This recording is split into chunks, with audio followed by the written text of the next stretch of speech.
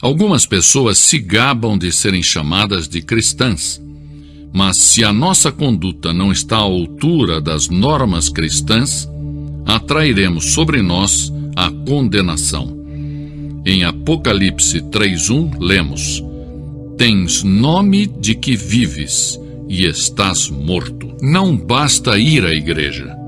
Se não permitirmos que Cristo seja o Senhor, o dono da nossa vida, cairemos sob julgamento de Deus, que disse: Este povo honra-me com os lábios, mas o seu coração está longe de mim. Mateus 15:8.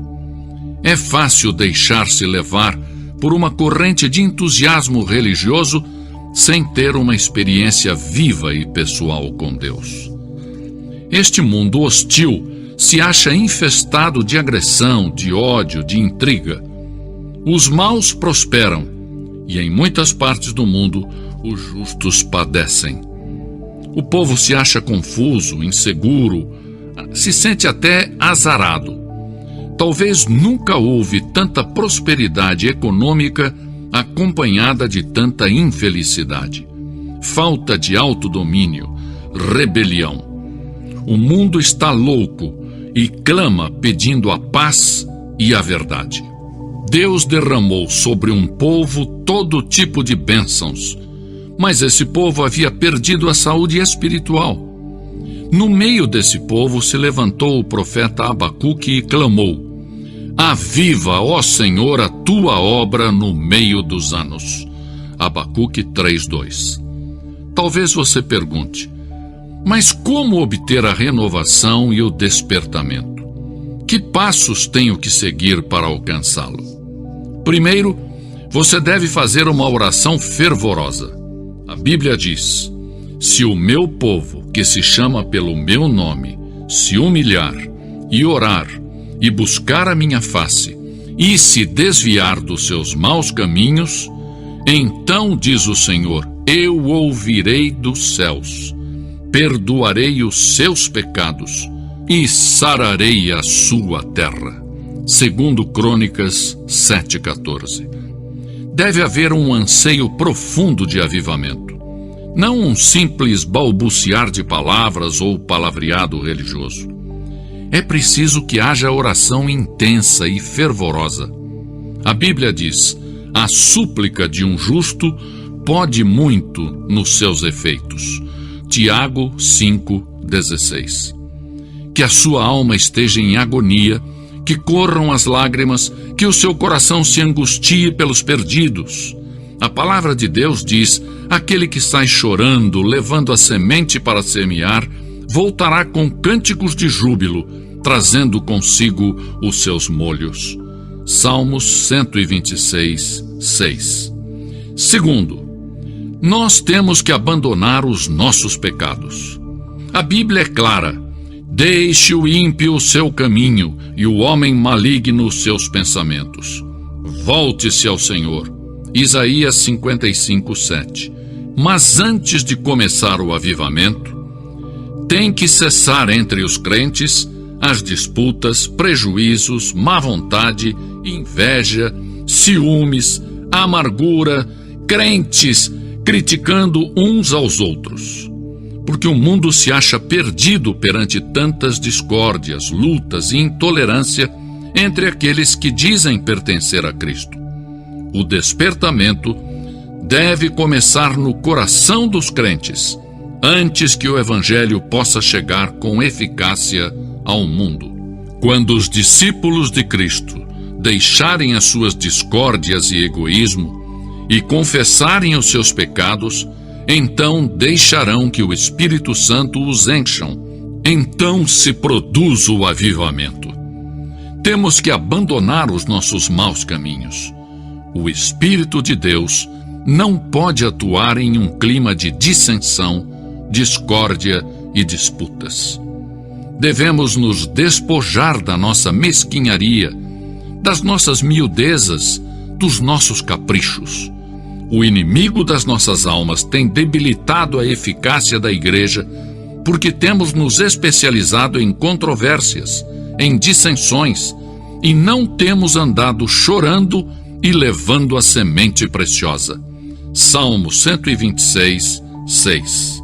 Sim, porque temos dado mais ênfase às instituições do que à oração ou mesmo a Deus. Que o Senhor nos perdoe e nos ajude a nos livrarmos de hábitos perversos e mesquinhos. Se vamos ter um despertamento em nossos dias, como crentes teremos que abandonar os nossos pecados individuais e coletivos. Em terceiro lugar, Deus tem que ser real para nós. A Bíblia diz: se o meu povo buscar a minha face, eu o ouvirei do céu. Porque em um mundo cheio de materialismo grosseiro, nós também temos tentado reduzir Deus ao nosso próprio tamanho. O nosso Deus parece ter se transformado em demasiadamente pequenino e somos culpados de idolatria intelectual. Temos fabricado em nossa mente um Deus que não é o Deus revelado na Bíblia. Muitas vezes associamos a experiência cristã genuína, vital e pessoal a pessoas altamente emotivas.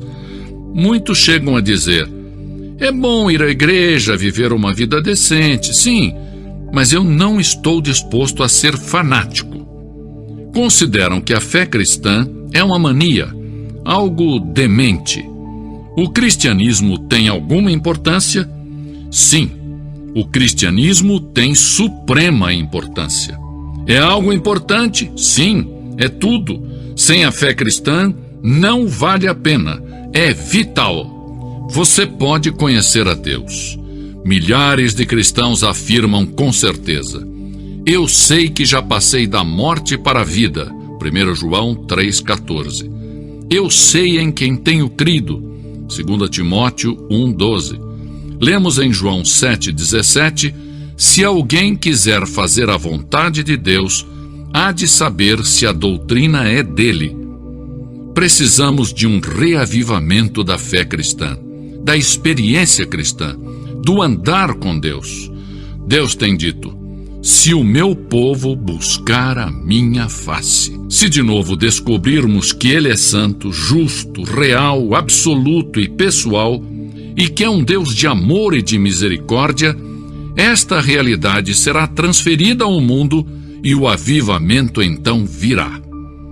Assim tem sucedido em toda a história, e sucederá outra vez. Não devemos colocar a fé cristã em dúvida falando de Cristo sem conhecê-lo.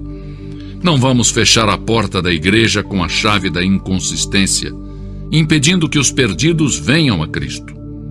Não devemos impedir o avivamento com a nossa falta de fé e de oração. Não percamos a vitória espiritual permitindo que o pecado nos mantenha presos. Busquemos a face de Deus e abandonemos os nossos maus caminhos, e então sim, então ouviremos a voz do céu. A igreja tem a chave do avivamento. Está ao alcance de nossas mãos. Nós vamos aceitar o desafio?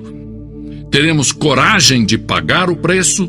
As reservas do céu são suficientes para saciar o mundo que perece de fome e fome espiritual? Não devemos oferecer desculpas. Agora uma pergunta direta. Você já aceitou a Cristo como seu Salvador? Se não, se você for sincero, reconhecerá que no profundo do seu coração há um vazio. Seu coração anseia por paz, gozo e perdão. Há um vazio que o mundo não pode satisfazer. No centro da história, em um caminho da Palestina, se plantou uma cruz. A cruz de Cristo, o Filho de Deus. Por um milagre admirável que só Deus conhece, todos os que põem o seu olhar naquele que foi sacrificado na cruz, recebem a salvação. Não somente as pessoas boas, respeitáveis e decentes, mas os vis, os desprezíveis, os desumanos. Um ladrão que agonizava junto com Jesus, pôs nele o olhar de fé e recebeu a segurança da vida eterna.